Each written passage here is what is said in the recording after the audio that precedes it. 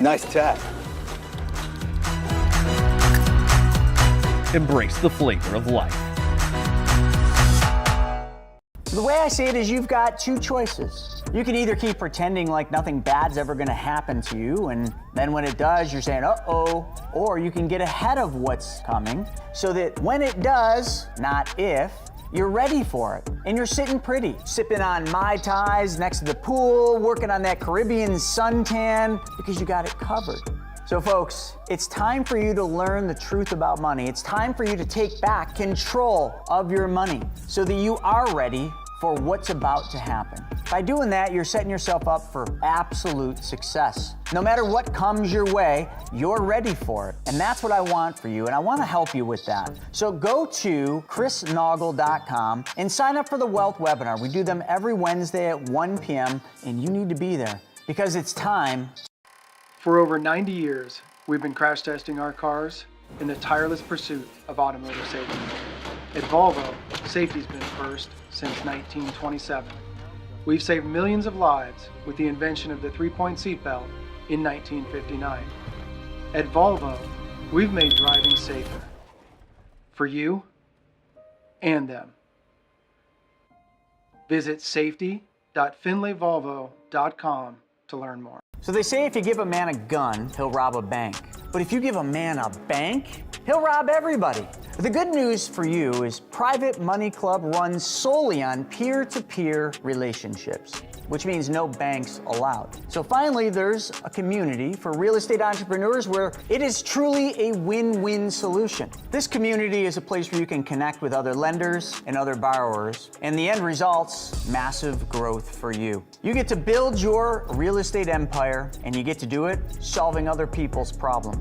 So if that sounds like a place you want to be, well then join us. Go to privatemoneyclub.com/Kelly. And if you want $500 off, just add the code Kelly500 and I'll knock $500 off the premier membership. We'll see you on the inside. Is this thing on? Is it on? Welcome to the Kelly Cardenas podcast, where attitude is everything. And today I get to share with you probably one of the coolest conversations that I've had in quite some time. We just built out a new studio here in Carlsbad, and we were so excited about it. My buddy Craig Gottlieb is the history hunter, and he was on the History Channel a bunch of times. Countless amounts of times. He was one of the stars on Pawn Stars, the World War II weapons expert. But the biggest thing for me is not all his accomplishments. It's about the friend that I have in Craig.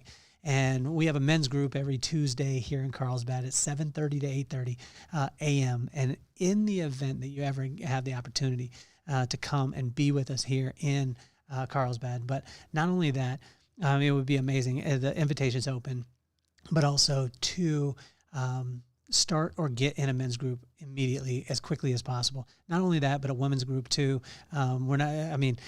It's an amazing place to be able to speak life to people, to be able to, and speaking life is using their name and being very specific about what they did to inspire you and just lifting them up. We have a group of guys here in Carlsbad that has been unbelievable, and Craig has been instrumental with me. He's an action taker. He is a guy that is unbelievable. He helped me to build out the studio. He was the inspiration with it. And he asked me if he could be the first person to be on the podcast in the new studio. And he said, but there's a twist. I want to interview you. And I'm not going to give you any questions. We're going to sit down. So I'm very, very, very excited to bring to you the first Unscripted where I get interviewed. I sit down, and he didn't tell me any questions, anything like that. He just said, I want to sit down and I want to get to know you. I want to ask you the questions. So it's my honor. I want to thank all of our sponsors out there. Also, check out the Vibe Room. The Vibe Room is coming December 29th. We've got an incredible lineup. Paul Cardall, one of the most downloaded musical artists in our generation. We've got the CEO of Table One Hospitality, partners with Michael MINA. His name is Patrick Umel. This guy is unbelievable. James Dixon, the ultimate motivator, or the absolute motivator. And we have Claudia Ryan doing music. It's going to be an amazing event, very limited seating, so check that out too. And we've got the Vibe community that's coming very, very, very soon. The wait list is just about to be dropped. So hopefully you have a phenomenal, phenomenal, phenomenal day. Enjoy the episode. I hope you get to enjoy it as much as I did. Peace, love, and soul.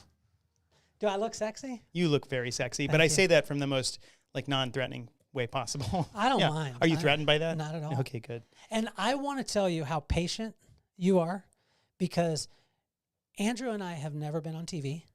Right. We've never done production. You've done how many episodes of Pawn Stars? I don't remember a lot. How many? Maybe 50, 60, something like that. Yeah. How many times you been on History Channel? More, like 2x maybe. Okay. Yeah. So You're making me, I'm lucky I'm not wearing shoes. in all of that, Yeah. right? Andrew and I are over there like, oh, we need to adjust this. And you sat so patient, and you're the true expert in this. Well, no, I'm not an expert, but it's like you can't have too many chiefs. You know, I got to be an Indian once in a while, right? Have you ever been in a room full of chiefs and it's like nobody gets anything done because everybody's trying to direct instead of just sit there and do? But you said something funny. You're like, why do I not have my shoes on? Why do I not have my shoes on? Tell me this again, because it's really smart. Well, for me, there's two things. One is when I chew gum, I get attitude. Mm-hmm. And when I have my shoes on, I have the tendency to get a little ego. But if I take my shoes off, I can't really have ego because it grounds me completely. And so when I have people take their shoes off, you see a completely different side of them. What's the TV show? It was Mad Men. You remember Mad Men? The boss on the top floor, he'd make people take their shoes off. I never saw that. Oh my gosh, Mad Men was so amazing. But yeah, he'd make them take their shoes off before they went in. And it was this thing, they're like, we have to take his name was Bert, I think. Yeah. And he was this really eccentric dude, but he made you take your shoes off to have a meeting with him. And I wonder if that had something to do with it. I'm watching Suits right now. So some people would make references between the two. But I've been watching Suits. So. I can drop a name. I went to college with the guy in Suits, Gabriel Macht. No way. Yeah, I did some things with him at Kate. No, this is like not. This is This is PG. Yeah, I guess it's Harvey. I've never watched the show. You've never watched the show? Maybe once or twice, but Okay. I went to college with him and we sort of hung out. He was a friend. You knew Harvey. Yeah, I did. And when he showed up, it was Carnegie Mellon.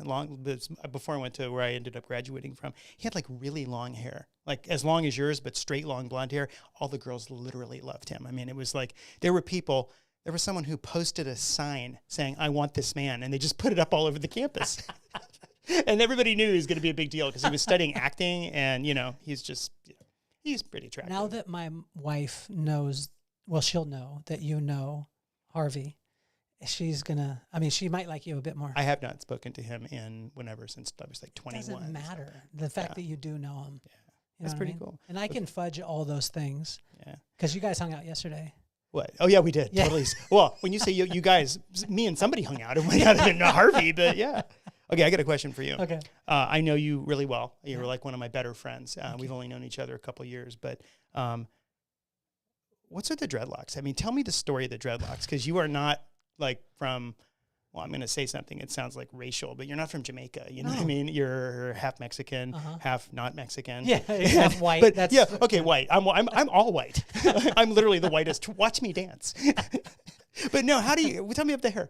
So the dreadlocks happened on accident, just like everything else in my life.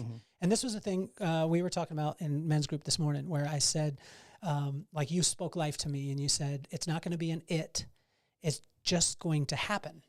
And I had my hair permed on pipe cleaners because I wanted to look like Maxwell. I think you're like the painter. What's that guy, Paint by Numbers Bob dude? Ross. Did you look like him? Was it like him? Okay. I wanted to look like Maxwell, which is the sexiest man alive. Okay. I ended up looking like a cross between Bob Ross and Greg Brady. So at the time though, I thought, oh wow, I'm looking like Maxwell, these things. Well, I went on a trip to China. It's about 14 hours from San Francisco to, we landed in, help me with this, Shanghai, Hong Kong. We Okay. landed in Hong Kong. I can't wait to know how you got from China to dreadlocks. Okay. This is like So I went there. I had this huge afro, and on the way back, it's 14 hours. Well, I read as much as I could, books. Then I read magazines. Then I watched movies. But I was so bored. And when I get tired and I can't sleep, I just rub my head.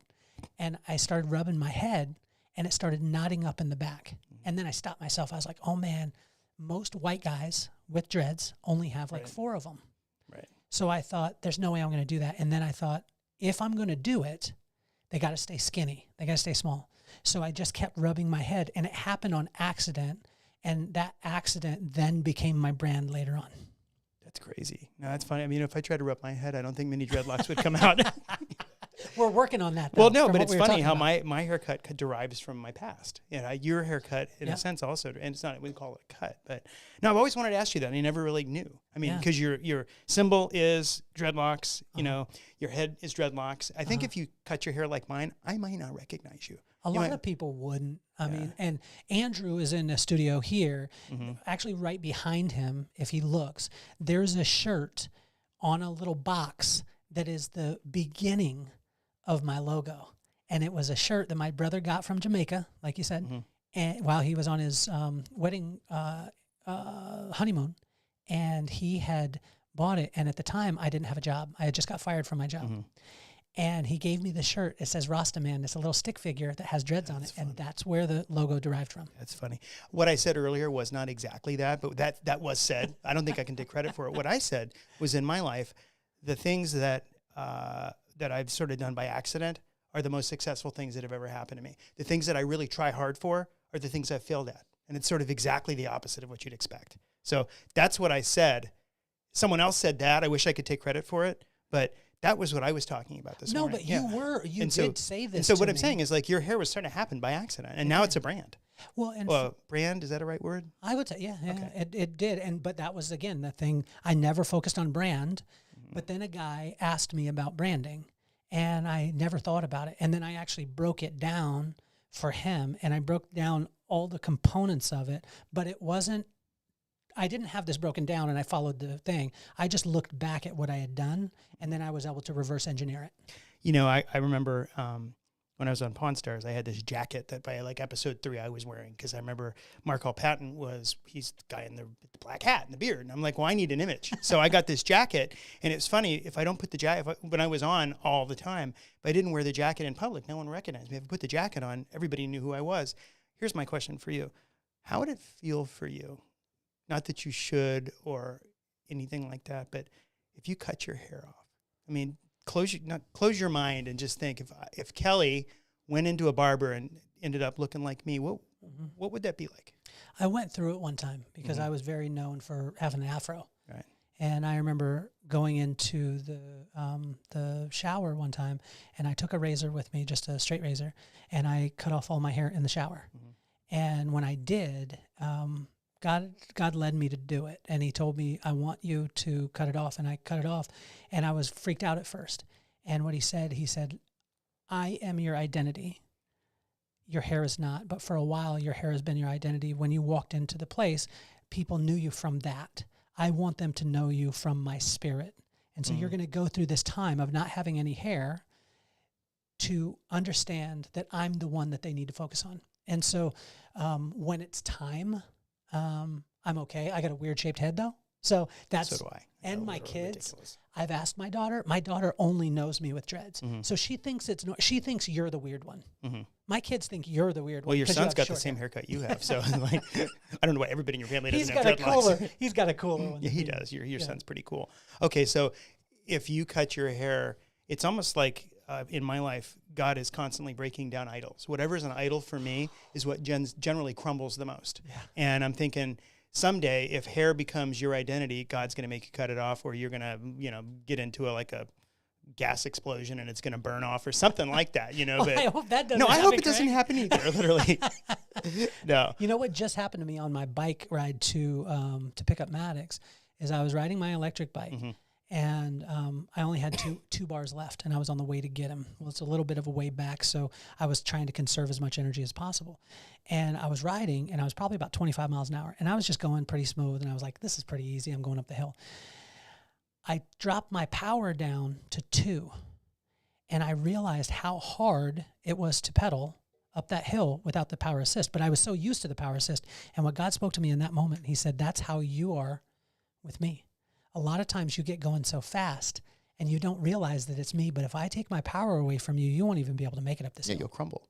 That's what I find. It's like, what's the best position for a human being? On his or her knees, right? Well, if you try to hold the world up, you will crumble. You will fall to your knees. So it's like whenever I try to hold the world up, I generally fall to my knees, and it's exactly where God wants me. He's like, I want you on your knees, so go ahead, try to hold the world up and see what happens. When's the last time that you were put on your knees mandatorily, like where he did it, where he cut your knees out? It literally happens like every day. I mean, I have usually a humble moment every day when I think I can fix something that I can't fix. And it really does, it's regular for me because my life seems a defining moment. It might speak to my, like, I guess my stubbornness or my belief. Okay, A-type personality, strong people, we think we can do anything, but we can't. And I will tell you the most humbling I ever got in a minute, but I find every day I'm failing at something, some things more than others, and it's constantly a humbling moment. So, but the thing that really humbled me the most was when I was trying to have my son with my then wife. We couldn't get pregnant. I'm like, it was impossible. And I think God was telling me, no matter how much money you throw at IVF, it's not going to work for you until I decide I'm ready. And literally when I gave up and said, listen, this is something all human beings can do and I can't seem to do it.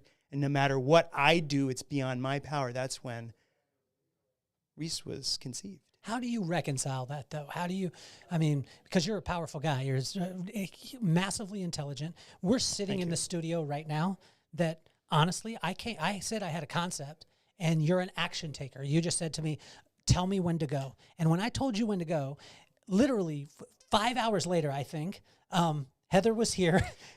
Well, you know, how do you deal with it? Well, here's the thing. We all have stumbling blocks. And some of us have stumbling blocks that other people don't have. And I think God puts two people together where they complement each other. And there's stuff I could never do that you do every day by naturally, okay? So that's the only thing I can make. I'm like an action person, like trying to do action things. And like literally, do you hear that stuff in the background? It's that's messy. And I love it. That would normally get on my, you know what I mean? But I'm like, nah, don't worry. There's people talking in the background. We'll get used to it, you know? But I think it's when two people, and that's like a marriage too. It's like one person's good at one thing, one person's good at another thing. And it's so I'm sort of babbling, but it's like, I don't take credit for this. You know, we're sitting in this chair because of you. It's not because I got a contractor in here to get things started. Yeah, but you called me, and it was literally like, I remember. I know exactly where I was driving. I'm like, you say go, and we're going tomorrow morning. Go, and we're going to go. Heather's here. Yeah. And I was skittish, man. Like at first I was kind of skittish, and I knew your action personality. And so I wasn't even going to say maybe until I was, and even when I said go, I still took a breath. And now I sit here and I'm like, dude, this is. And it's not perfect, but it's awesome. Oh, dude. And that's the thing, is not perfect. You ever heard the expression, the perfect is the enemy of the good? So you go for perfection, you never get anywhere. But if you go for good, perfection may or may not come, but you're gonna be here. You know, the lighting might not be perfect, the sound might not be perfect, but we're here doing this. If we waited for the perfect, we'd never do anything. You know, and so that's sort of been it's like when I was in the Marine Corps. That's what I like. Don't just do something. I think I don't know who it was. He said,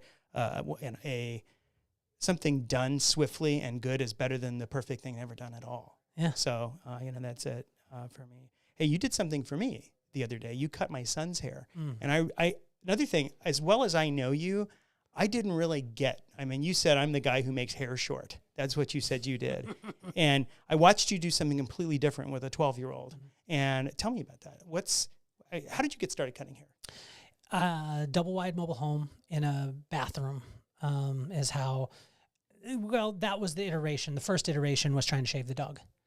And, you know, my dad said, you know, I'll buy clippers and we'll save money on shaving the dog. We tried to do it. We didn't chain the dog up. The dog runs away. We realized that you got to chain a dog up to shave it. And then we put the clippers away. My buddy Will, still my best friend to this day, needed a haircut. We were in a double wide mobile home in the bathroom. My brother cut one side, but the guard had broken, so we just duct taped it as opposed to getting new ones because we couldn't afford a new one. And we had it duct taped on, and he handed me the clippers on the other side because it's tight in that bathroom. And I didn't see that the guard had fell off. And when it fell off, I just ran it up the side of his head. Well, one side was the guard, and the other side was bald, so we didn't know what to do. And so we just shaved a line around his head, and there was no fade to it. We didn't know how to blend, and it looked like a big brick of cheese on top of his head. And sort of like my head. My best friend Will is mixed black and white. So his mom was the white one, his dad was the black one, and they took and said, like, she would always have the best hairdresser in town, black hairdresser, come to their house to take care of their hair. Well, when I did this, this was a major thing. In my head, I was like, well, I just shaved his head around and he looks like a brick of cheese. He'll get over it. His mom wanted to take me to the woodshed. And she was my second mom, so she was allowed to. So, but that really, everything that has ever happened in my life has been by accident. It has never been that I'm setting out to be a hairdresser. I'm going to have a podcast. It just happened, like these things. And when I flow in those places, like when I just allow it to flow, then it moves. But I use the principle of my pops when I went to hair school. My pops and my mom always said, just be the best at what you can be. Don't compare yourself to anyone, but just be the best you can be, and we'll support you 100%. And so that's what I wanted an iteration. Every time I did a haircut, I wanted to be a little bit better, a little bit better, a little bit better. But it's not just about cutting hair. And I learned that watching you cut my son's hair. Because if it was just making people's hair short, which is what you said you do, I know it's like tongue in cheek. You know you do more than that. But if it was that, I don't think you would have stuck with it. Am I right or am I wrong? I think you're absolutely right. Would you have found something else? Well, it's crazy. I simplify it. I oversimplify sometimes because I think like I sweep up hair off the floor, and I did that for 30 years. We've since sold the salons and everything like that. But doing that, I would look at the hair on the floor and I would say, by me sweeping this up and making someone's hair shorter, my kids have a completely different life than if I didn't make hair shorter. Right. Makes sense. But when you talk about it, there's 4 components to it. Number 1 is the connection point with the guest or with your son. I had to connect with him. He's 12, right? Yeah. So at 12 years old, I could see that he was scared. I could see that he was scared, and he had times in the past where he wasn't super happy with what someone did. Right. So I had to connect with him. So we connected about gaming. I connected with him on kicking you out of the room. Yeah, I totally left. I knew I was not invited. Your dad is not here. Yeah. It's just you and me, Reese. High five. We're on the same team. Right. And then we went through, and once I connected with him, then I wanted to hear his desires. Now, some of his desires didn't align with his hair texture, which was the third part of it. Right. So I assessed his hair texture after I heard his desires. And then after that, the 4th component was I gave my professional recommendation. And so when you run down that line, and it's not just this, oh, I have to do this.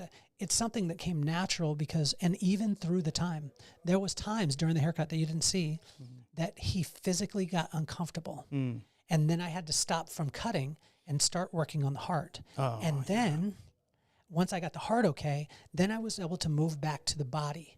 And then when I saw him go again, I had to move back into the heart, and then I would be able to do with the hands, show him all the techniques and why I was doing it. So I went from his heart to his head to his hand to my hands. And so I had to connect on all different levels that way. And that's truly, for me, the great part of what I've been blessed to be able to do throughout my life. You're like changing people from the inside by cutting their hair on the outside. And I didn't think that's possible. Because when I go get a haircut, I just want the haircut the way I want it. And I've never sat in a chair before and had someone do to me what you did to Reese.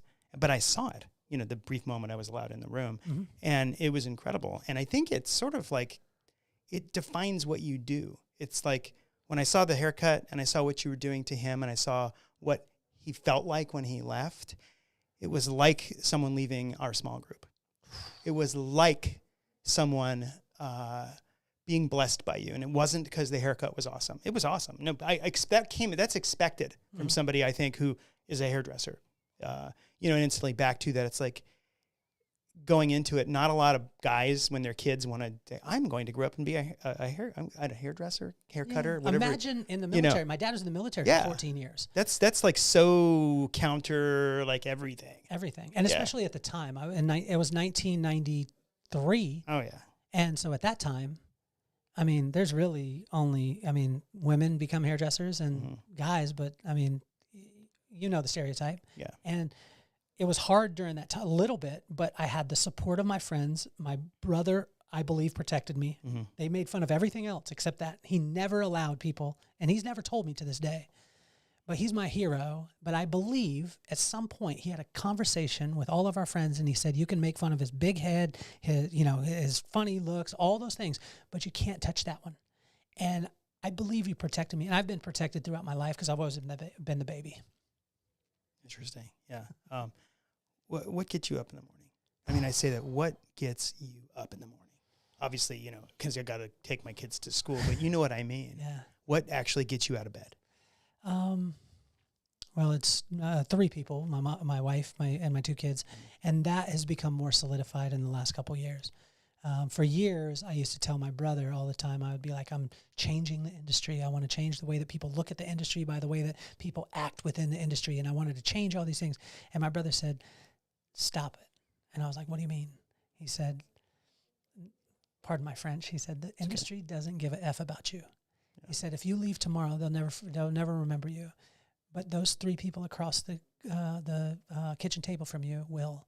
And he said, once you start focusing on them, then your impact that you want to make in the world will be larger than anything you could ever imagine. And so, but I could tell you there are different days is different things. Like this morning, dude, men's group, like, and we know people come, people go, some people show up, some people don't, whatever it is. Yeah. For me, dude, I woke up, I was on fire. I walked 2 miles before men's group because I was so excited. Mm-hmm. It pumped me up. So that's Tuesdays. On Monday, I love taking my kids to school. Right. And Wednesdays I get to take them to school, and then I sometimes I get to pick them up. But again, sometimes it's like just get to the beach. But my dad told me this. My pops said, I asked him, what do you ultimately want to do, Pop? And he said, I want to do exactly what God would have me to do. And I find when I'm in that space, things go amazing, but I'm not always in that space. Yeah, no, it's a challenge. Okay, so here's another question. Do you think those people are talking too loud? It's okay. Is it sure? Okay, cool. Because I was like, shut up. No, I've grown up in it, and my dad used to have. I don't know if I ever told you, but my dad used to work in India. Mm-hmm. No. And so in India, he sent me these tapes, and these tapes were sermons, mm-hmm. and it was all spoken in Hindi. Or Hindu, or is it Hindi or Hindu? Yes. So, yes. Yes. So it was spoken in that, and they would preach in that language, and then people would respond, yelling, screaming, all the stuff. And then there was a translator in English. Super cool. And I listened to these tapes, and literally, if I showed you this tape, it would drive you up the wall. But is it like Bollywood? Well, no, it was because it was 2 languages consistently yelling at the top of their lungs. Right. But what God told me at that time, he said, this is the world. This is me. The world will never stop. I need you to listen to me.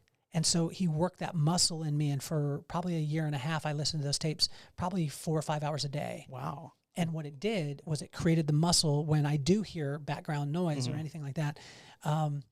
I'm able to just focus on you.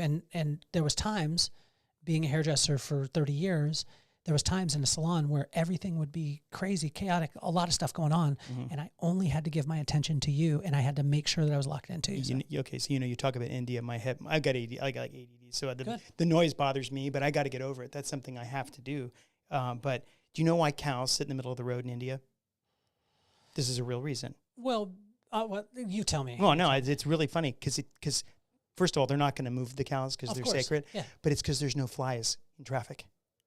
The cows sit in traffic because there's no flies bothering them. Wow. Isn't that crazy? Yeah. I don't know that's true. I have never talked to a cow, but I've talked to several Indian people, and they've said, yeah, that's why they do it. Because it's freeing. They don't have to bother with the flies. Of course. So they sit there all day. They go home to get milked and fed and whatever cows do when they're not keeping away from the flies. Yeah. That's interesting. Okay, so I asked you what gets you up in the morning. Yeah. What keeps you awake at night? Because there's generally, and someone asked a Marine general what keeps him awake at night, and he goes, nothing keeps me awake at night. I keep people awake at night. And I'm like, oh my God, I wish I'd said that. Yeah. But anyway, so that's what keeps you awake at night? Like that. But at time, I think it's 4 different parts. I mean, there's times where it's financial. Okay. Right. And so, as men, we're providers, and, we look at those kind of things. And so some days it's financial. Some days it's the personal stuff. Like there was a time where we had a big challenge where we had, a lot of people come up against us in business at times, and that kept me up. And so it was the business part. And then there's some times where I know I did something wrong to a person or I didn't honor them. And so personally it keeps me up. But,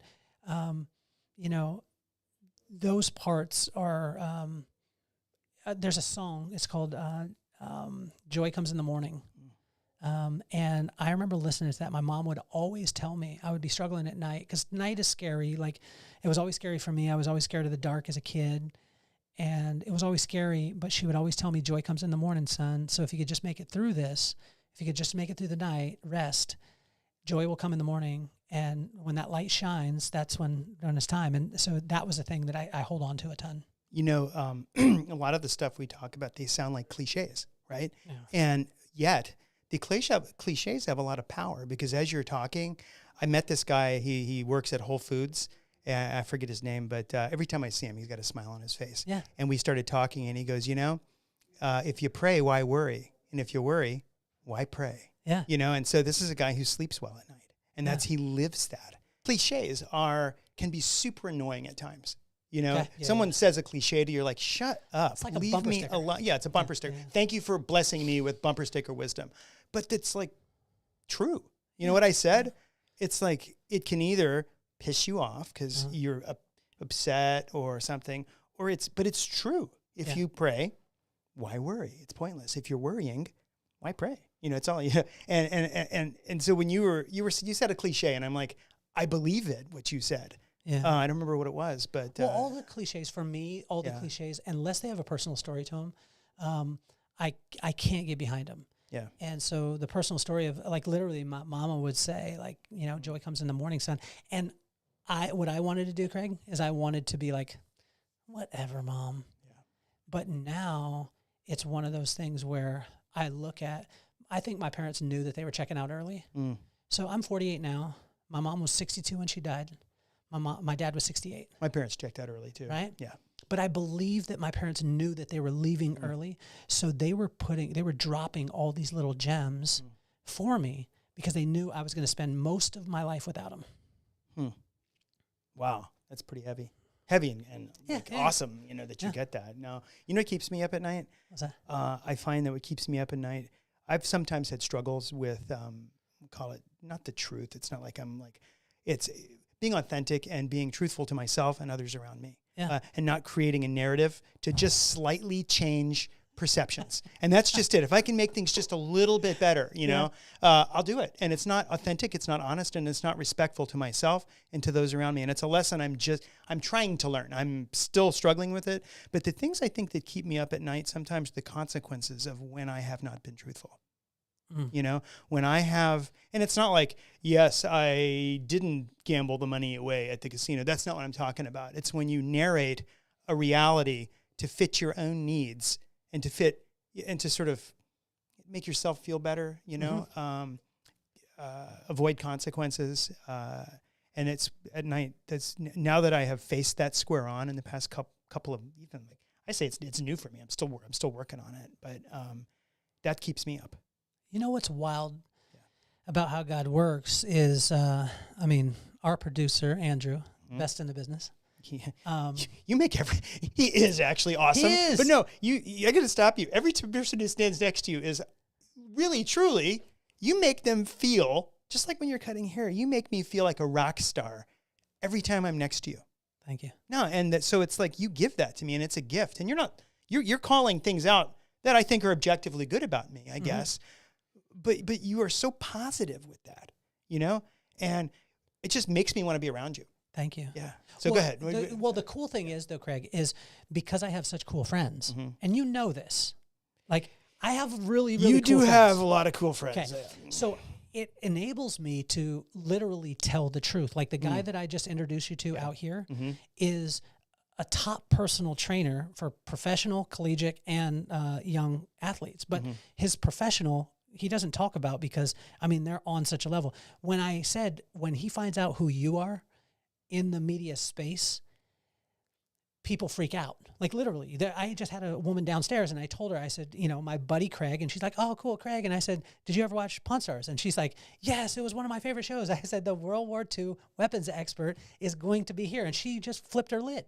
Like, but I get to tell the truth. Now I promise you, I would never gas somebody up. You're so tall, and they're like 5'4". Yeah.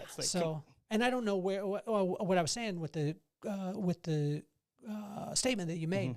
It's amazing how God works, because Andrew, who's the producer here, Him and I had a conversation today, and what his assignment was this week is to explore his beliefs and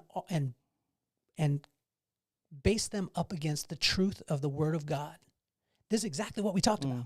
And it's amazing because that's exactly what you were just talking about, but that's how God, I believe, works. You said something earlier, too. You were talking about what gets you up in the morning, and it was your family and the impact you can make on them. And something that we've spoken about it, is that people often measure their success in volume. They measure it in quantity, okay? So if I don't have a podcast that has 6 million people, if I don't have a customer base of 500 people, if I haven't been a regimental commander with 1,200 people under me, that I'm leading, well, somehow I'm not successful. But if you just change one life, that's like throwing a rock into a pond, And I know because people have changed my life before, and I remember these people. And they've made a massive difference in my life, and as a result, to some degree, when I'm standing on my spot, that's when I say when I'm on my spot, I am drawing from that. And what I wanted to tell you, and what we had talked about earlier, is that you make the difference, a real difference in one person's life. Now, we hope it's your family, and you've got your family, then you've got your friends. And then around that, you've got society. It's like rings, you know? So yeah, family comes first. But if you can make a legitimate difference, and you're never sometimes even going to know that you did, but you're going to change lives. And if you change one or two, man, you are massively successful.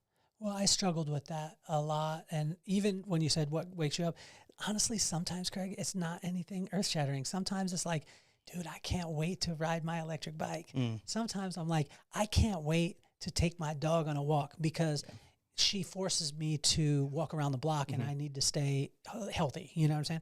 And that part has been a massive one for me. And not because there's times where the other day I went with a guy named Cole, Cole from church, Andrew knows him.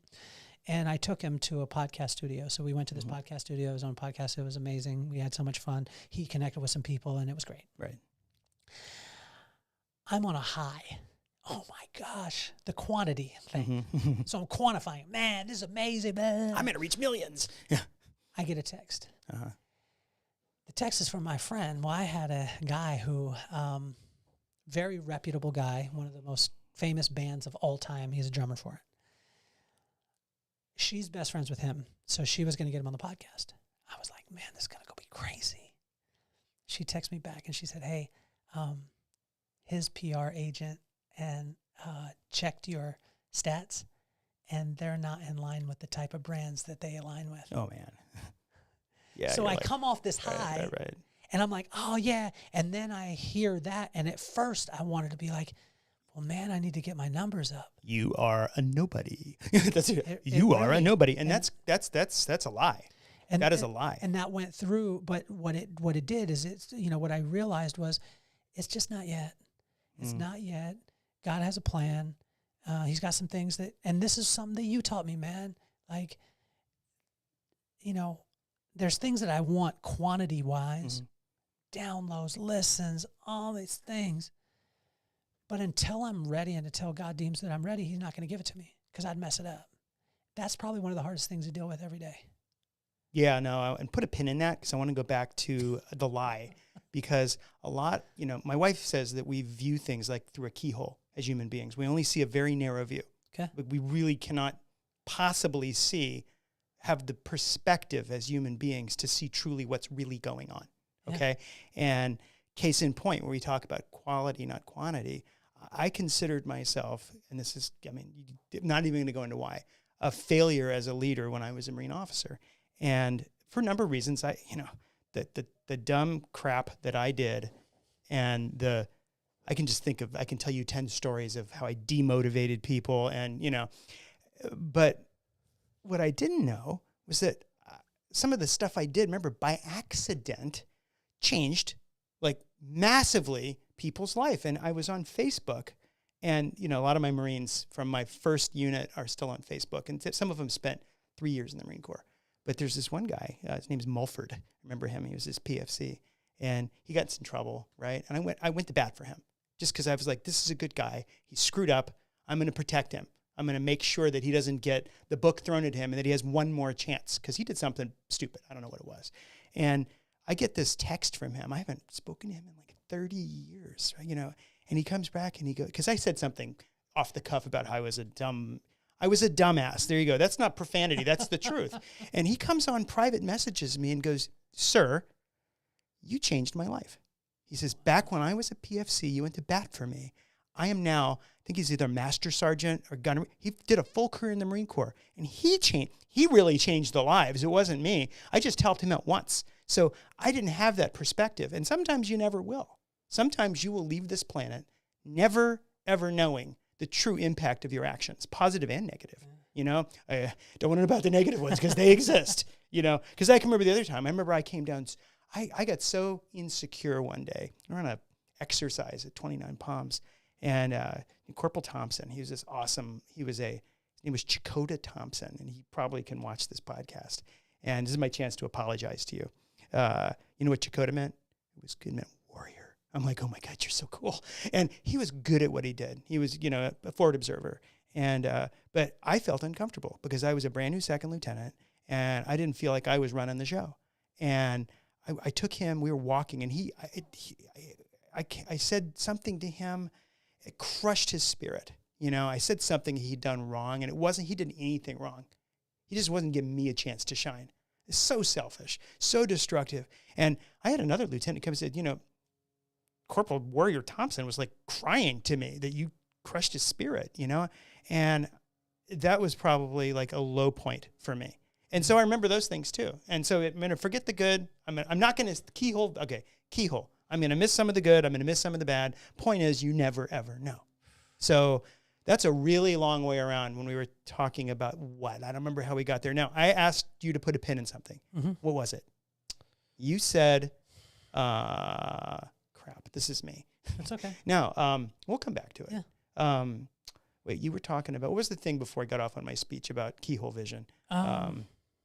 You were talking about the guy who came down hard on you, said that you weren't big enough for him. Yeah. Well, it's not, I mean, I understand. Honestly, like, I wouldn't say the name of the band. Yeah. But if I did, every single person has a memory and probably danced at their prom. And around my age or my generation or anybody's, everyone has a memory of this band. Every single person. There's not a person on the planet that doesn't know this band. So I understand that part. There was this feeling of inadequacy at that time. And I remember thinking, oh my gosh, what am I going to do to get my listens, views, subscribers up now? Yeah. As if you can do anything. Almost. And then I settled in and I realized that, you know what? Again, it's just not time. Oh, that was it. That was it. It's yes. just not time. Not time. We're going to talk about lies that you believe and then not your timing, because we got those two topics. First, talk about lies that drive people to make bad decisions. Mm-hmm. Lies we believe, like I was a bad such and such. Mm-hmm. You know, we believe head trash. Yeah. And that head trash gets in our way. Well, and I couldn't spep for anybody else. I listen to my own head trash all the time. Yeah. I mean, I could speak for it, and I think it's really, really simple. That, like, and my pops would say it, and you've heard me say it before, and it's just like, you're the greatest. Like, Craig, if you could, and this is in men's group or anybody who comes in contact with you, if you were able to step out of Craig for 5 minutes and see the way that we all see you, there would not be 1 ounce of insecurity in your life for the rest of your life if you got 5 minutes of what we see. But good and bad? Because, I mean, I don't know if you have access to the bad. But some people that are close to me do have access to the hardest, darkest, most selfish part of me, which we all have. But I think we all have that part, and that's where the grace comes in. But I'm just saying, like, I mean, say, for instance, in your situation, I mean, I think it's a good thing that you're hard on yourself because you constantly want to be better. But for all of us, your absolute worst day is still an awesome day for most people. And so when I say that, the lie that a lot of times I believe, and I'm challenged with this, is my pops would say, you're the greatest son, so act accordingly. And at first it was tough to hear that, because I was like, don't say that, because now if I'm the greatest and I have to act accordingly, I then am holding myself accountable. No one else is holding me accountable. And that's, but the lie that I believe a lot of times is that I'm not the greatest, you know, and it doesn't mean that I'm comparing myself to anybody. It's like a balance though. I mean, you got to be realistic with yourself, but if you let those lies drive you, because, you know, who's the father of lies? Satan's the father of lies. He wants you to be depressed. He wants you to be discouraged. He wants you to fail. He wants you to be so depressed. He ultimately wants you to kill yourself. That's what it is, I think.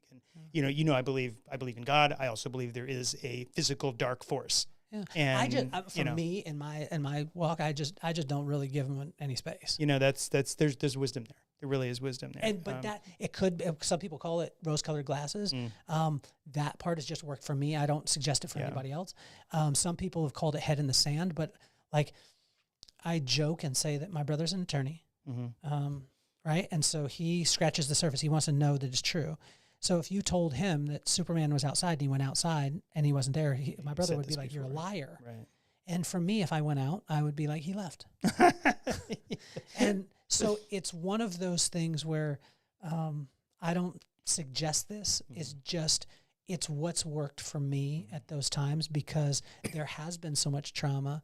There was a lot of trauma early on growing up, and it was the way laughter was a way for me to be able to cope with it. Yeah. And my mom helped me with that part of it.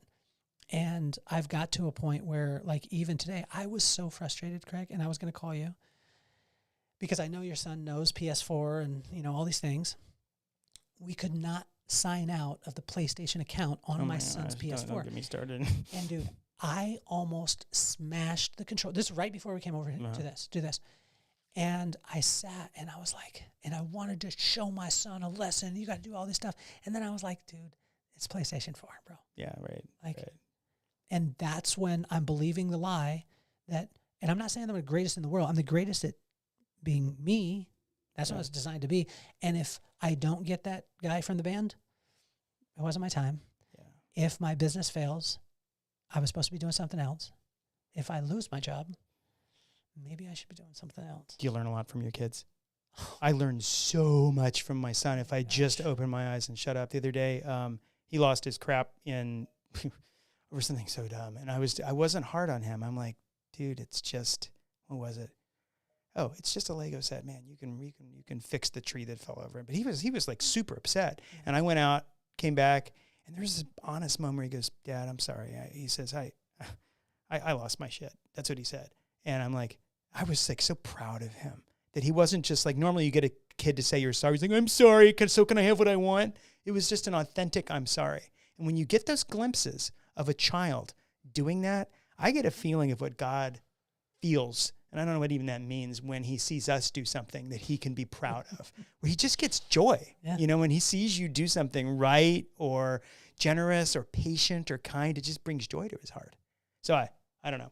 I asked you the question and then I answered it. Yeah, it's like, you learn from your kids because this is what I learned. This is another problem for me. Okay, so now I'm going to ask you something else. We've talked about the best things in your life, the things that you would measure as success or accidental. Is that a question? It's sort of a statement, but you can respond as if it was a question. It's my first time sort of like being on a podcast. No, you're saying, help me with the question. Well, the question is like, it's accidental. I said it and you agreed with it and you said something about it earlier about how the things that people would measure as a success in your life were accidental. Well, it was a case in point. Like one of my friends, his name is Jerome Myers. He's a phenomenal guy, incredible in the real estate space, commercial real estate and investing. And he teaches people to do it at the highest level. He was at a conference with me called Secret Knock that I co-host, right? You went to it. You invited me down for an afternoon. It was super awesome watching you on stage. It was really cool. It's like, I know him. That's not why I did it. No, but it was awesome. I just wanted to share it with you, but I was with him and he's like, hey man, I've got a podcast. And I said, cool, I got a podcast too. We were talking about it. Did you go, mine's bigger than yours? No. And he's like, hey, man, I've got a guy who helps to promote the podcast and it can help you. He said, I was like in the top 12% globally. And he got me down to, I think, 6 or 4%. And I was like, wow. And he's like, he's super expensive, but he works. I was like, cool. And he's like, would you like to get in touch with him? And I said, well, that would be great. And he said, before we do, let me check something real quick. He gets on his phone. And I think he's I don't know what he's doing, but he checks through and he's like, oh, he's not going to be able to help you. And I was like, oh, damn, like, I'm so sorry. Yeah. And I said, well, just out of curiosity, why wouldn't he be able to help me? Because I was thinking maybe he's too expensive or, you know, or I just suck. And he's like, no, he can't help you because you're in the top 1.5% globally. Yeah. Oh, okay. And it blew me away, but it wasn't something I ever focused on. I didn't know about that. I wasn't trying to get a rank. Yeah. I wasn't trying to get a ranking. I didn't do it for the ranking. I didn't do it for the downloads. I didn't do any of those things. There have been times where I've got really focused on that though, Craig. Okay. Yeah. There have. And I've got really down and I'm like, man, why is the downloads down? Or why is this? And then I start comparing myself and that's when I get off track. And then when I get back to it and it's the conversation that you and I had at the front desk and you said, it's not going to be an it, man. Like it's already done. You kept telling me it's already done, man. It's just going to happen. And I was like, I wanted to choke you at the time because I was like, when? Join the club. A lot of people want to choke me. When, Craig, is it going to happen? When's it going to happen? But you were just very calm and knowing that that's what it was going to be. You know, I'm going to call you out because I'm going to call myself out. What do you say to people when you're like, well, you know, you're with this rich people. I don't care about the money. It's like, yeah, it's easy for you to say because you've got a 9-number bank account, you know? And so, or like when I say, oh, I just like to go in the room and like, you know, enjoy the anonymity. Well, that's easy for you to say because you walk in the room and people know who you are. Or you're like, oh, I don't really concern my appearance, says Tom Cruise. You know, it's like, or pick your most attractive person, like Thor, you know, who's the actor that plays Thor? If I die, that's the guy that my wife's, she loves him. You know what sucks? I kid you. She loves me. That's the point. You know what but sucks with I Thor? think Thor's attractive. I think I would date him if I, you know. My nephew, his name is Cameron, a couple years ago when the Avengers came out and there was out of shape Thor. Oh, when that he was so came funny. on the screen, he yelled out, Uncle Kelly. And I was like, I don't want to be out of shape Thor to my, you know. You mean like what is it, Naked Robber? We're gonna talk about Naked Robber in a Fat second. But Naked okay, Robber. so I was calling myself out and calling you out because you're like, well, you know, I remember what it was, but it reminded me of me. But I'm not criticizing you because I'm identifying with you. What do you say? It's easy for a person that's got plenty of money to go, I don't worry about the money. Or, you know, or it's easy for the attractive person to say, I don't care how I look. Yeah. Speak to that. Well, I was going to ask you the same question because there's so many young people that will hear from, say, like a person like yourself, right? That says, do what is in your heart and like everything will work out. Yeah, because you'll be like Donald Trump. That's easier that's maybe for a bad person. Yeah, it's easier for a person to say that has had financial prosperity or had success in that area. It's a rough one, man. I mean, because like I think of, okay, if you can do something, we heard it this morning in Proverbs, work your land, you'll have abundance. If you try and chase fantasies, you'll be poor. Yeah. And so the hardest thing to ever do is most of the time the thing that you're the most gifted at. Because what you're gifted at is not shiny. It's not exciting to you. Like, I mean, say for instance, for myself, like when someone asked me about interviewing people and they were like, oh, did you take a course on it? Kind of. It took 30 years of seeing a person every 15 to 30 minutes sitting in a chair and me making their hair shorter. That was me learning to interview people. Right. And I didn't know that God was going to take that 30 years in the professional beauty industry and turn it into me being a host on a podcast and seeing events throughout the country and the world. If I would have known that, I would have messed it up because then I would have been like, hey, by the way, while I'm getting ready to do it. But I think that he builds us faith to faith, glory to glory.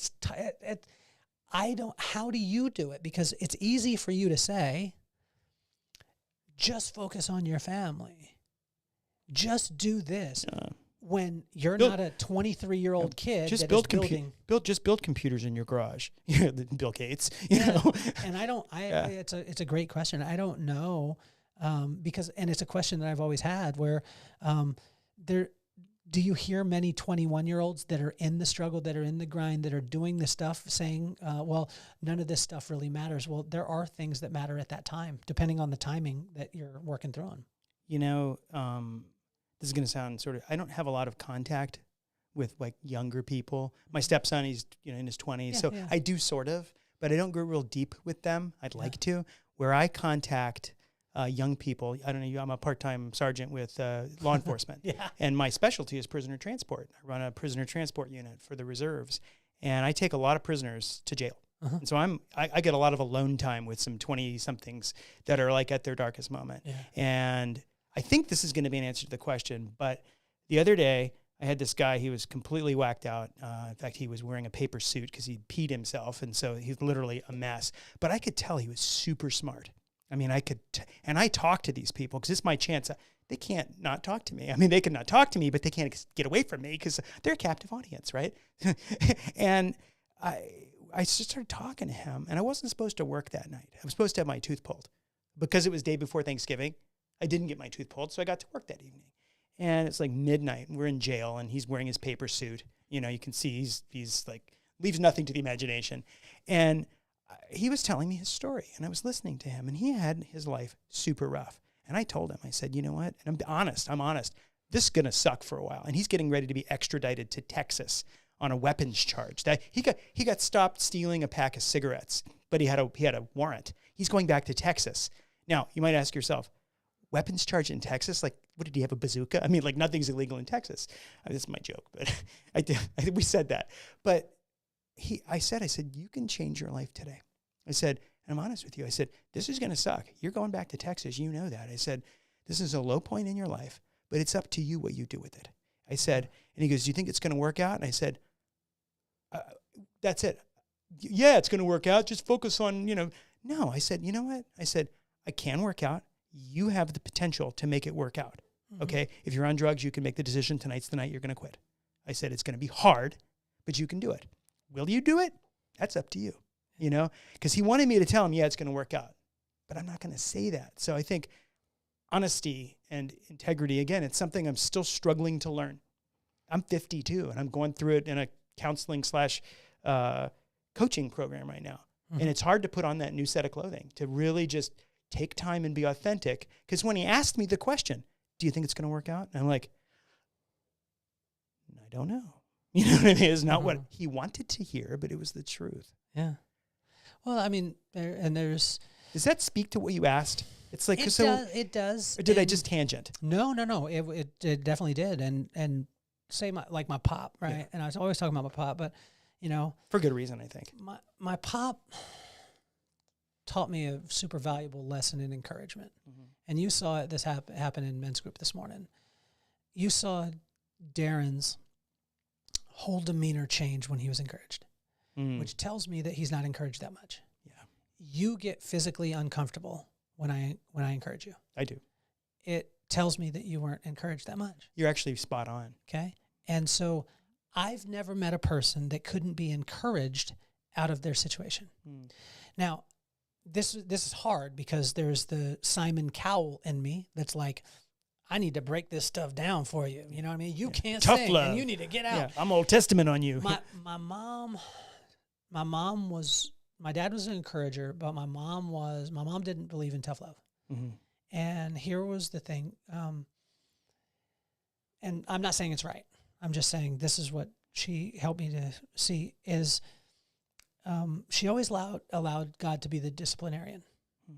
And she would always encourage me that it was our job to encourage. Justice is mine, says the Lord. Yeah. And so, I've never seen a kid, and we said this in men's group the other day, like, I've never seen a person spoiled from too much encouragement, ever. I've seen a person spoiled from things that someone's trying to overcompensate for the lack of encouragement that they're giving to the person.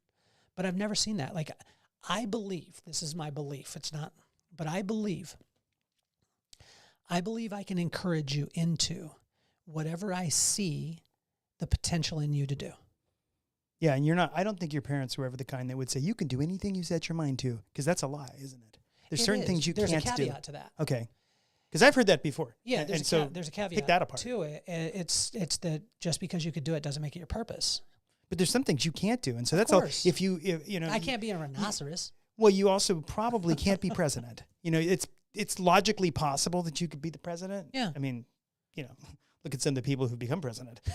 but there's an authenticity and an honesty when you say, look, you've got great talent and you will go far setting your mind and your energies toward something. Yeah. But I think it's tapping into also, like, you know, Craig, there's things that you're innately gifted at, right? And inside that wheelhouse, there's really nothing that, like, if you wanted to start a landscaping business tomorrow, you could. Yeah. You could. If you worked at it hard enough, you could do it. Have you seen the plants at my house? And you could accomplish it and you could make it happen. Yeah. But does it mean that Craig should be landscape Craig? No. Yeah. So that's the part that I struggle with too, is because literally, like, sometimes I bang my head against the wall trying to figure something out, and God is like, bro, it ain't for you. Mm-hmm. You know, it's not for you. Yeah. So could you become proficient in it? But there are, I mean, honestly, like, I said that one time. I was talking to fourth graders, and I said, you could be anything you want to be. And a kid stood up on his chair, no lie, and he said, I want to be a rhinoceros.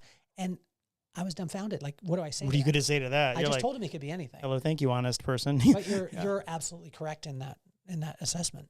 Yeah.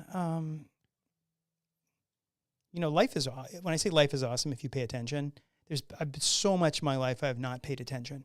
And like what? Well, I could give examples, but it's like, what's awesome right now that you don't give enough, like, credit to? That's a tough one. You live in North County. Yeah, you know, my worst day is probably a paradise for anybody else. And I guess it's living a life of gratitude is so having that. Wait, sorry. I'm going to answer the question, but then I want to talk about encouragement. So I'm going to answer your question, but then remind me about encouragement, because I'll forget encouragement, okay? And if we don't, Andrew, just tell us. Andrew, remind us to talk about encouragement and what the word means, please. But so, I mean, like, you know, I really, at 52 years old, did not believe that I would be paying thousands of dollars for having an intensive coach in my life. Someone who and it's not a coach. I think he brings his name's Gary. He brings Gary Gurian. Well, he actually has a science base. It's science based. It's like it's neurology or whatever. Yeah. So I never thought I would be in a position at 52 to need that. I sorely needed it and wish I'd had it at 32 and 22. Mm-hmm. And you know, I think a lot of the same messages were offered to me, but I couldn't hear them until certain areas of my life hit rock bottom. And when I'm at rock bottom, it's when I can hear. Sometimes I think God will bring you to a place where you can clearly hear his voice, and it's those times of adversity. So I'm actually thankful for that. And it's hard to be thankful continuously for the hard moments, right? You always want to say, oh, I just won the lottery. Oh, I just got a promotion. Oh, what about the times, oh, I just got fired? Oh, and this speaks to anybody listening here, or to you or me. Oh, I don't even understand how someone can deal with a child that has cancer or something. So I'm going to go, oh, thank God my child has cancer. What am I going to get out of this? You know, but so that's not what I'm saying, because that's another whole can of worms we can open up. I mean, when you say, you know, well, God's going to turn this to good, it's like, well, you know what I mean? My child is dying. But if you can find joy, not in the situation, whether it's good or bad, but you just find joy in all situations. And that's a hard thing to do. There's a lot of ways to try to do it. That's where I think you can start picking up on a lot of the wisdom and blessing that God's laying down for you. And that's what I have missed. I've always complained in my head about being a victim. I still do it. I do it with my wife. I do it with my friends. I do it to myself, you know, all someone else's fault. And it's so stupid because I miss the opportunity. You know, God's got me in a place, often a dark place. He hasn't put me there, but he's allowed me to go there. And he is using that to transform me if only I will stop and listen and look. Mm-hmm. So that's part of the answer to your question. Now, Andrew, what were we supposed to talk about? Encouragement. Encouragement. Thank you, Andrew. You said encouragement, and you do spend a lot of time encouraging. And one of the things that I think should be a part of every small group or men's group or women's group is speaking life into people, because you don't get that a lot. Where it has to be authentic. Let's make it though. Yeah. Tell us what it really is first. When you say you don't get it a lot, no one gets it ever. Okay. Yeah, pretty much. So and I could say that, like, as much as I beat my head against the wall, and for all of our guys who are in the men's group, like, and I'm not militant guy. I'm militant in business, like super militant in business, but I'm not super militant in men's group. But I could tell you this, and if you're a part of the men's group, hear me. And when you hear this. Every single one of you has seen a difference when you wrote a letter to your wife. Every single one of you. Yeah. But you don't do it. Yeah. And you say, oh, wow, I built up and then I wrote one letter and then I gave it to my wife and she freaked out on it. Well, get her to not freak out on it by doing it every day. That's what we talk about. And when I say that, you could hear the tone of my voice. You see the feeling in my body. And when I say that, the speaking life part of it, most people run through life and they never hear specifically what they did right. Right. And there are also sometimes these vague comments like you're doing great. Oh, or, you're awesome. You're Craig. awesome. Really? How? You're amazing. Yeah, that doesn't really reside with me. That doesn't. Yeah. This happened to me because my daughter. I said, "I'm proud of you," and she said, "Why?" And you're like, blah, blah, blah, blah. And like this morning when you spoke life to me, Craig, and when I spoke life to you, like I used your name. And when we first started, you remember, I used to get on you, like, use their name. And you were like, Kelly, I know their name. Daniel. So what's I remember his name? that. His name it was like my Daniel. first day. I was like, Daniel. I was so lucky. I knew that one. And so most people never hear their name, and they love it. Yeah. Okay? If you're in the grocery store and someone yells out your name, it is the coolest thing ever. They don't hear their name, and they very seldom, if ever, hear something specific, little, that they did that really inspired you. And that is, speaking life is so simple. It's simple, not easy.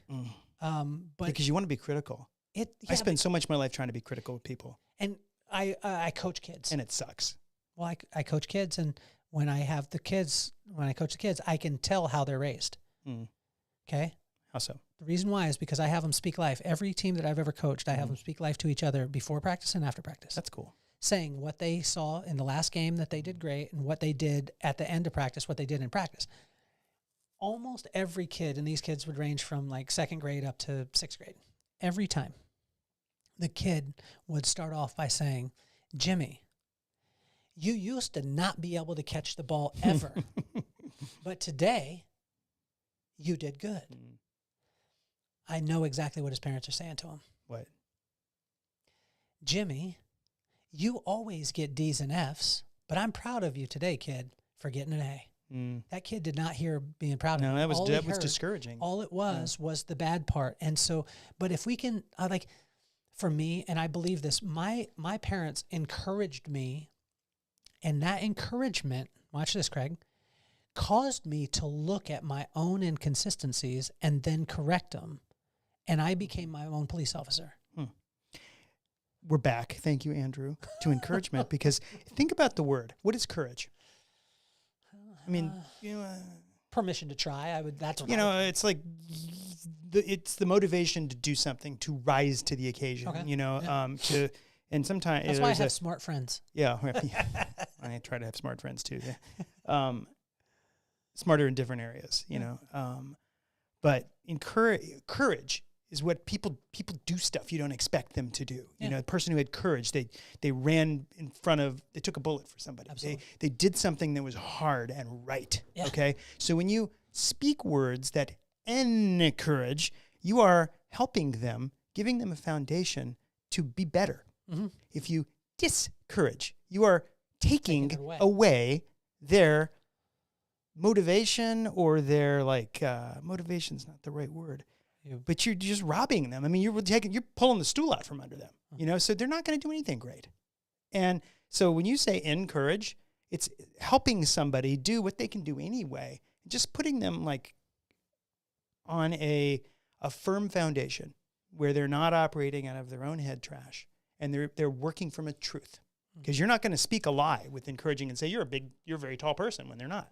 You know, I think that's the biggest part is it's got to be truth. So Yeah. Andrew and I experienced this today, and he'll nod his head here in a second. But we were having coffee, and I don't drink coffee unless I hang out with Andrew. Literally, I don't even drink coffee, but I sip on one because he generally has a coffee. He had an orange juice today, but he was trying to one up me. But we were sitting, and there was a woman walking towards me, and she happens to be my neighbor. Her name is Lee. And Lee, I don't know where it's at, but she looks like she's probably lost about 25, 30 pounds. And I haven't said anything to Lee in a while about it. But as she came walking forward, she was by herself, as a woman by herself. She's walking through, and I just said, hey, Lee, I just want to let you know. I don't know what you're doing. I don't know what you've done, if it's working out or if it's eating, but I see the amount of work that you've done on your body, and I want to encourage you in it. That's great. You would have thought that I gave her $1 million, and she came over to the table, and then she started to explain to me about the things that she's doing and why she was inspired and all these things. That opens people up, but most people are not willing to encourage because they think that, like, I feel that it's because they weren't encouraged themselves as much. So they think of it almost as a limited resource. And I find that even when, like, I don't look like a normal guy. I understand this. This is true. When I'm on an electric bike on a sidewalk and there's a person coming towards me, I instantly put a smile on and I say, good morning, ma'am. Good morning, sir.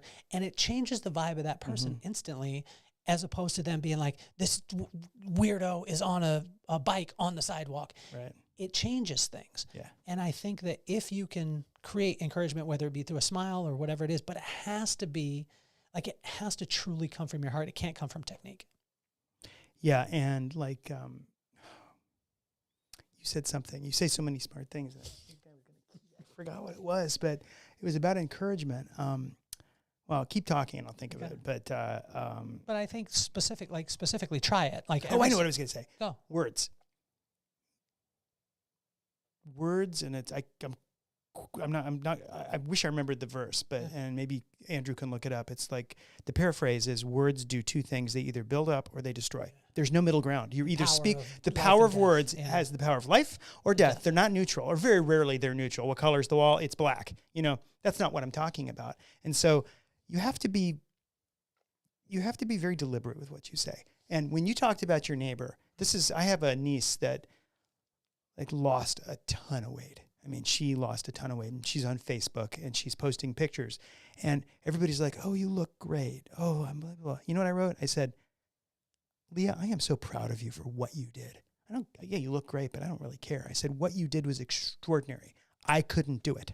Yeah. And I think she never got back to me, but I think that probably meant more to her. And this is not me patting myself on the back. It's an example of how you can speak life into somebody. In a way that's not discouraging. Because if you say you look great, she's like, what, I used to not look great, you know? And it's all about the exterior. My comment to her was, that's an indication of your inner strength. And that was one I got right. I've done it a lot of the other ways where I got it wrong. And I can, if you want me to, I can think of an example. I can think of a Chakota Thompson example where I totally screwed it up, you know? Well, we studied Proverbs 31 many times in the past couple of years. And when you look at those things, God calls us to encourage on everything else except the beauty, and the beauty is last. Yeah. And it goes in line that way, but a lot of times we flip it around. But if you can, like, literally pick out something, what it'll do is it's not the encouragement. What I find, the encouragement is not as much for them as it is for you. What it does is it works on the condition of your heart, and it conditions your heart to constantly look for great things in people. And when you look for great things in people, you will find the great things in people. Yeah. Why do as guys we always compliment someone's looks? Why are we all about that? I mean, most of our stuff is external. Like, if you look at it, like, I mean, our external. This sounds bad, but I learned this. I'm asking a question because it's me. Think about men and women. Okay, so men and women, we think about sexual organs. Ours on the outside, theirs on the inside. You know, sex to them is an internal and emotional thing. It's an external thing for us as guys. I'm not a scientist, but that's a pretty simple scenario. And when you look at those type of things, I don't think it's bad that a man looks at the outer side. We just need to learn the other side. Whereas a woman doesn't need to work on the emotional side because she has it. But I could tell you women, if you cupped your man's booty while he's washing the dishes and said, wow, this feels great, I can guarantee you, and women, I've worked with you for 30 years. Right, so you know. I know these things. And if you did that, women, your man would instantly change at that point, because we are more external. And when we hear, oh, you're sexy, like, feel those arms, man, have you done a couple push-ups? Even if we've never worked out in our life, we'll be like, yeah, and you'll wake up tomorrow and you'll do some. But that, again, goes back to encouragement and expectation. Yeah. Whatever I expect you to do, you will do. If I expect that you're a piece of garbage, guess what you're going to show up as? Probably garbage or some, and garbage smelling kind of product. For our man out there, write your wife a letter. Like, I believe that every single marriage, every one, Craig, every single marriage could be elevated to a crazy level if the man would wake up every single day and write his wife a letter, even if it's 2 sentences about what she did great the day before. Yeah. Every marriage on earth, every one. There's not one. Yeah, you're right. And when I say that, that's the militant side. You can see it in my... Yeah, you're like totally ready. Right? You take the hill, man. But you'll do it when you're ready. You talk about these lies that you tell yourself, and something happened today. I would just tell you, my wife, Denise, I'm sure she won't mind me saying this because it was... I love me some Denise. Oh, man. So... I want her on the podcast. She should be here. I come home. I decided I'm going to stop.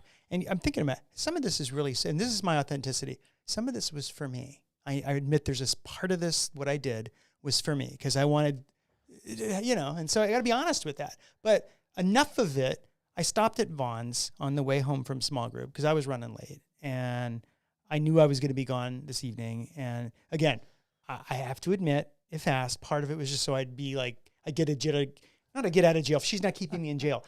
My point is I got her flowers and she doesn't, I've never bought her flowers before because she's not that kind of woman. I got her a wrench bouquet once with these awesome wrenches that like lit her up. Okay.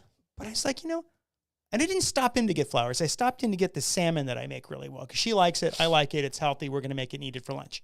But I walked past like some, fall looking like flowers and I'm like, I'm going to get the flowers.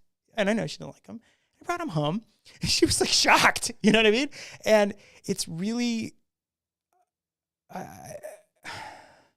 as I said, I did some of it for selfish reasons, but I also was like, it was like a version of the love letter. It's like, I'm going to do something different. I'm going to do something a little out of ordinary. And I think it may have made a statement. It may not have, but it was better than me just explaining why I was late and justifying, well, Kelly had to say 3 things before we left, and that's me. That's who I am. That's the guy. I want to rationalize it so I can minimize the negative impact in my life. And it's just not being fair to somebody. I don't think that's. And I don't know why I brought up this morning, but it was like that's who you are. Though, no, Craig. But it's what I would argue. But that's the thing is what we do is not who we are, and that's some people will argue till they're blue in the face that that's not true. Liars lie. No, I lie, but I'm not a liar. Satan is a liar. But it's like, and that's not a good example, but I would just say it's when you say that was you, I would argue with this saying that it was conditioned. There's things that are born in. Well, that I can tell you, but watch this. Okay. If you were truly made in the image of God, right, which I was, okay, then anything that you say I am that's not in the image of God was from your condition. It's a lie too.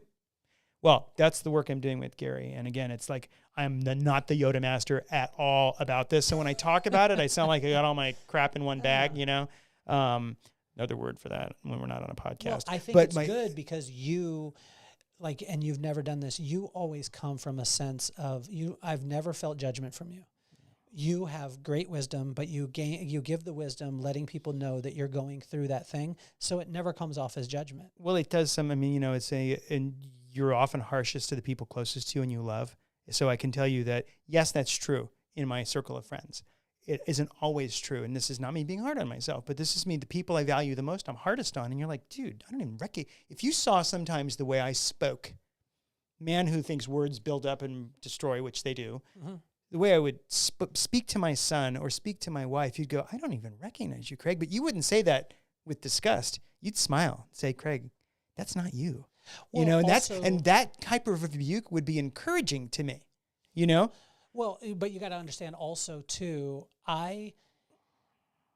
this is a thing is for me, and it's not an ingenuine part, but genuinely I encourage people into the way that I see their potential to be, not who I see what they are. Yeah. And that's a part, like there's times where I will get to have a conversation with someone that someone else won't be able to because, you know, and I'm not saying one is good, one is bad. It's just for me, I want to encourage that person to be who they can be. And when they see that, maybe they love the version, maybe they don't like it. But and when I encourage you, I don't think that you're perfect. I don't hold you to the standard of it. But I just think it's good because you have so much greatness, man. You bless so many people, man. Like so many of us. Well, you look at the life of David in the Old Testament. I mean, this guy was a disaster in his personal life. I mean, truly, you know, and I mean, he's just terrible in his personal life. But God had called him a man that had a heart after himself, and I'm like, wow, that needs to be unpacked because there's a secret there, you know, and there's a wisdom there, and it's not on the surface. You have to scratch a little deep to get it, and I haven't fully worked it out yet. Well, I think, if you look at it, like when he was a kid, he killed some lions, killed some bears, then God put him in front of the Philistine, he knocks out the Philistine. At that point is when David started to edge himself in, right? So he started to edge himself in. He started to see, hey, like me on the bike, wow, I got this. God, this is easy. And God is like, no, bro, you're on 5 on your electric bike. Yeah. And then as he continued on, it became less about God and more about him until he got to Bathsheba. And when he got to Bathsheba, it was all about him and nothing about God. And then God humbled him. Yeah. And when God humbled him, he had to take all that away to help him to understand it's about me and not about you. And I think that's the journey of every one of us, right? When we're growing up, and I didn't plan on having dreads. Then I get dreads and it becomes the brand. It was a mistake on a plane on the way back from China. Right, yeah. That comes down. You look at it, did you set out to be on Pawn Stars? Oh, no, actually, and again, you keep bringing that up. Did you set out? No, because it's not, I actually think that's like a minimal part of my life, but no, I was accident actually. How? I mean, well, it was an accident. Someone was helping me out with something. I had helped their son out, and a guy he introduced me to discovered what I did and said, there's a production company looking for something. And once I got there, I didn't even watch the show. And when I was there, they had something else to do. And they said, can you do this? And I'm like, yeah, I can do this one too. And they're like, you don't need to research? I'm like, no, I can do this. And it was literally, I recognized an opportunity and took it, but the opportunity I didn't create. Okay. You know, so. And so you look at those kind of things. This is the way I was babbling there a little bit. No, but you weren't. But this is the way that God works, right? And then we get to a point where we think it's kind of little me. And it's God, but it's a little bit of me. Well, no, he wants you to, the thing is, you don't make your life. God makes your life. But he wants something from you. He wants you to help. You know, he doesn't need your help, but he wants you, just like you want your son to carry some weight because he's learning from it, you know, and when he falls and stumbles, that's part of carrying weight. And so part of our journey is that God does ask us to take part. You know, God asks us to do some lifting. Absolutely. And the wisdom, I think, comes in understanding that he doesn't need you. You know, he wants you to be the hard part. He doesn't need you to do anything. You know, he didn't need the disciples. He didn't need anybody. You know, he didn't need Billy Graham. He doesn't need anybody. He take the water from the rock, but when you look at that, that's it's the age old. If you look at all, like Jeanne d'Arc, right? Joan of Arc. Right. When you look at her story, and if you watch the movie, great movie, but if you watch the movie, the first time she goes into battle, she says, if you believe in God, you will go into battle. Second battle, she says, if you believe in God and me, you'll go into battle. The first battle, they won like undefeated. Hands down, like everybody died. Second one, half the people died. At the end of the movie, if you watch, and it's just a little that's thrown into the movie, but if you watch it, it's Mia Jovovich. At the end, she says, "If you love me, you'll come into battle," and all of them died. Right, and she gets burned at the stake. And that's how'd that work out for you, Jeanne d'Arc? But that's, I mean, if you think about it, like this is the way I've seen it. It plays out in every one of the scenarios. Right. Right. Yeah, it does. The more you get involved, the more it becomes a situation where you can't explain it. Your Pawn Star stuff, you can't explain it. It keeps going. When we start to look for those things, they don't show up. When we are not looking and we're just doing what we need to do, it doesn't mean you don't use systems. You're not smart. You're not. I mean, you're smart financially. You're smart in business. Yeah, you know. But that's the tough part. I don't know. I'm gonna put a pin in something and say it because it's my answer to the thing I'm gonna ask you. But if you have like one, you can think about it because I'll tell you mine first. And I'll tell you mine first. Yeah. Mine's keep it simple. In the Marine Corps, they have a term, keep it simple, stupid. Yeah. And people have systems and 12 steps, and you can't sell a book with like one thing, right? I told you that. It's like one of my favorite YouTube videos is the it's a Saturday Night Live video about financial peace or financial wisdom, and it's like the whole concept is don't buy stuff you can't afford. Period. And he goes, it's in the book. It's only one page long, but it's simple. And I think that if there's a thing that I can tell someone, because it's a thing I need to remember myself, is that if you just stick one thing, I mean, one or two things and try to do them well, it'll carry you far. It's when you have a 12-step program on top of a 6-step program on top of 6 small groups. I'm guilty of that. I go a lot, if you just do one thing or two things well, it'll take you far. So I say keep it simple. Simple answers to complex questions. Mm-hmm. My now question for you is, and again, there can be many, but right now, like if you had like one thing you were going to tell me or tell people listening, it's not going to sell a book, one sentence long. It's like, what would you say to somebody if they said, life sucks right now. What can I do?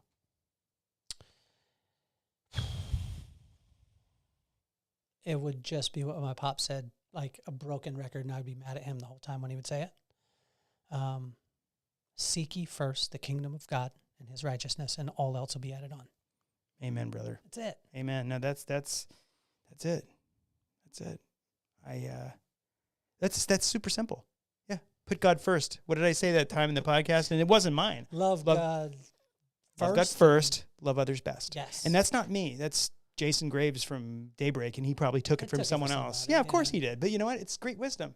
And if you can do that, and I fail every day, but I'm not going to beat myself up for it. I'm going to look back and go, yep, I didn't do that right. Tomorrow's another day. My mom had a one-word answer to it. Which was? You know what it is? No. Shit. That's great. Well, God's not done with you, and he's not done with me. I'm not dead, so God's not done. And that can be that's self-encouraging. Man, I screwed that one up, and that's being authentic to self, being authentic to the person who you screwed it up with, and I don't do it half the time in my life, but the times I do it, it's a success. And if I can remember the time, if I can look back on the times during a day where I didn't do that, I'm like, yeah, I need to do that better next time. Well, I think the hardest part, honestly, is it's cliche again, but it's the hardest part is to fall in love. This is what my wife always talks about. She's like, you never celebrate the result when you get it. But you sure as hell always talking about the process that you got to get there. Process or product? One word answer. Process. Good. 100%. I agree.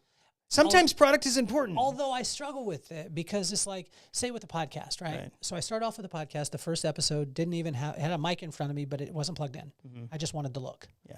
It was awful audio and it was awful, even worse video.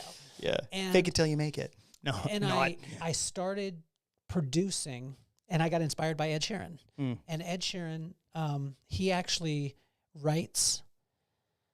plays all the music, produces it, and he produces it live in front of you with no band. So he does everything. The background vocals, he loops it, he does the whole thing. I was inspired by that, and I was like, I want to do that.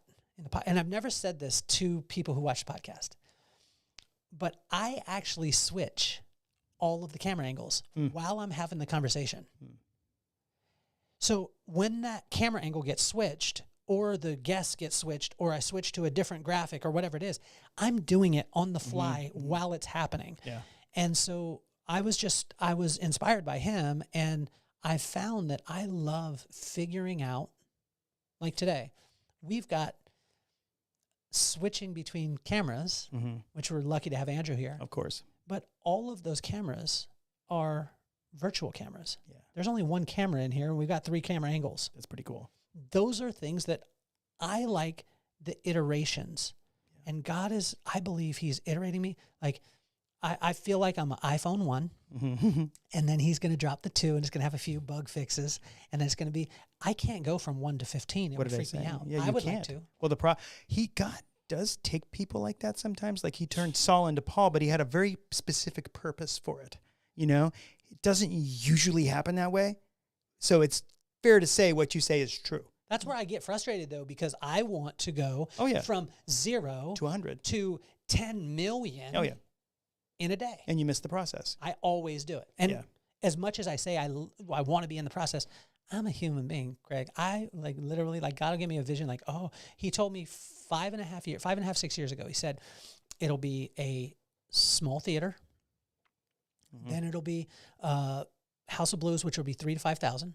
It'll be Mandalay Bay or MGM Event Center, which is 10 to 13,000. Madison Square Garden, which is 17 to 19,000. And then it'll culminate in Soldier Field, which will be 70 to 100,000 that you'll speak to. 70 to 100,000. 72, slash 100,000. Oh, okay, I get it. 72, yeah, I got it. Yeah, so 720,000, is that what you mean? Almost a million? 70 to 100,000. Oh, I get it. In between that somewhere number. in between that. Yeah. Okay, I was like, what? Okay, so you don't do math so well. Yeah. When he said that, I instantly jumped to Soldier Field. Oh, I got it. My wife said, how do I get there? It'll be an audience of 1, then it'll be audience of 2. Now, the cool thing is I've already spoken at the small theater. I've spoken to 3,000 to 5,000. I've been at the Mandalay Bay Event Center on the stage in front of it, but God didn't allow an audience to be there, and he had me take a picture so I could see what the stadium would look like without the people in the seats, and he told me he'd fill the seats. I have not been to Madison Square Garden. I have been to Soldier Field, second row at Justin Timberlake and Jay-Z, and I know what 70,000 people looks like. But the way that he's going to do it is faith to faith, glory to glory, and by the time that I get to the 70 to 100,000 people in front of me, I will have I have killed so many lions, so many bears that Philistine in front of me won't be a challenge. Wow, that's super inspirational. Now, what if you never get there and you only help 6 people? And that's the question. Are you okay with that? I am. And I just think in my head, I'm an optimist. So I think in my head, Craig, and I don't know if I've ever told you this, but I truly believe that Oprah's going to call me every day. That's awesome. Just like you said, Superman left. He was out front, but he left. And I believe that when she doesn't call, I just think every day when she doesn't call, awesome. I just think her and Stedman had a lot of stuff going today. That's a great attitude. She was very busy, and it hasn't happened yet. And maybe it'll happen when I get to heaven. Yeah. Right? Could be. Maybe it'll happen tomorrow. But the cool thing is my wife keeps me grounded in that part doesn't define me. And I got really cool advice from a guy named Win Claybaugh. When I was starting the podcast, I was telling him all the people I wanted to go after and have on the podcast. He said, the one piece of advice that I would give you, son, is the person that doesn't have the light on them will make the most impact. So don't think that because you go get this shiny person, this movie star, he said, it could be, and this is what he was telling me, and Win Claybaugh is connected with everyone. But he told me, he said, it could be the father that helped his son out or the store owner, the local store owner, and make sure that you honor the heart of the person as opposed to what they've done. Okay. And I was like, at the beginning, I was like, yeah, whatever. I ain't trying to take that advice. But I see that to be true because the people, I have both. I have, Heisman Trophy winners and things like that. But I also have dads who are just awesome guys, and that's what I want to be able to expose. Well, the tendency for guys is we want to go after the glory. You want to be in that, and I say the tendency for guys, I'm saying that like as you're laughing. Cause calling me out, man. Yeah, but I'm calling me out too. Yeah. You want to be that star. You want to look good. We're not usually satisfied as guys being on the front page of section 6. We want to be on the front page of front page. And it's like, I feel, and I don't do it often, but I do it sometimes, and I'm trying to do it more. If I can live for the moments where I help this X person that you'll never even know or hear about, that's where the moments, I think that's where the real glory comes, you know? Every once in a while you get to be on that 750,000 person stage, just like I got to be on Pawn Stars for a short period. 70 Yeah, slash okay. I'm worse at 100,000. math than you are, okay? Like, I don't do math so no, well. No, I'm Yeah. talking like the I know, I get capacity it. could 70, be 200, yeah. to Well, that's huge. 100,000. That is like, huge. It could be 70, it could be 80, it could be 90, it could be 100. Yeah. That's I what was, I mean. I had this, like, one of the greatest blessings in my life, you know, other than, you know, okay, I'll ask you another one. What was the best day of your life? But what's the best day of your life? The best day of your life. You don't have to explain it. Just what was the best day of your life?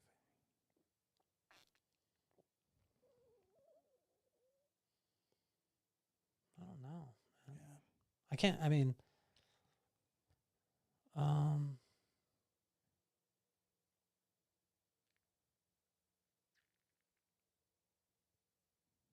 everyone would say like the birth of my child or when I got married or, you know, things like that. But I mean, If you could relive one moment, not because you do it better, but just because it was so awesome, reliving just a moment, what would that moment be?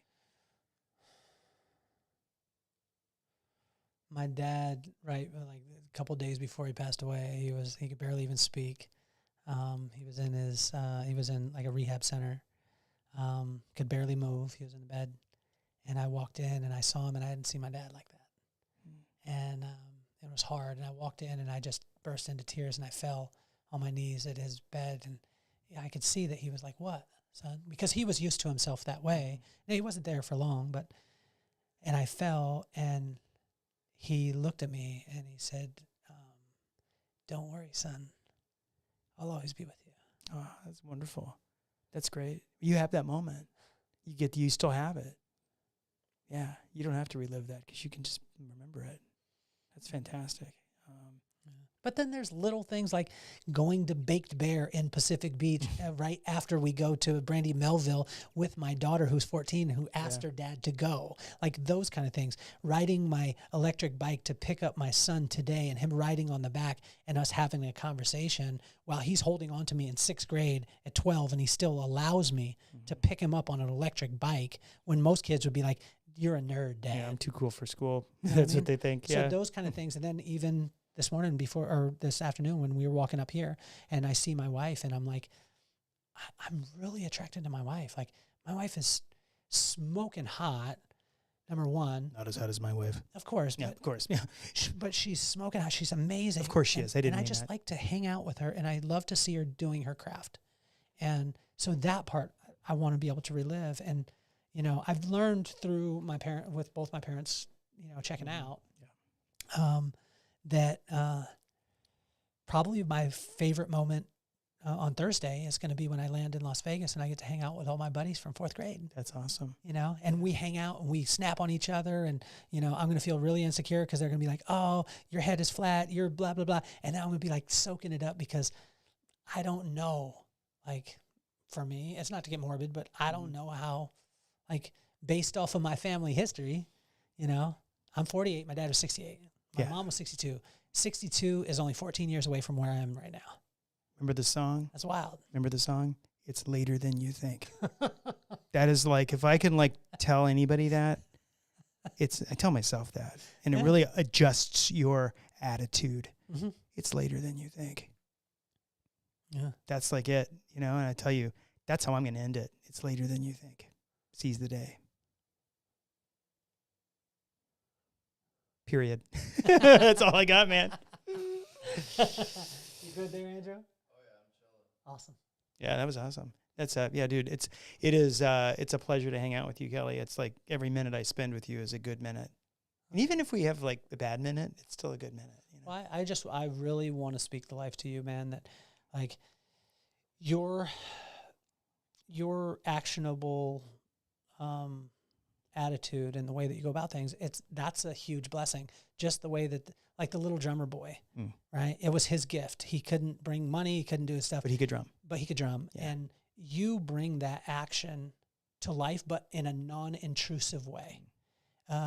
You inspire people to take action. Like when I hang out with you, like, I know that I'm going to do a little bit more.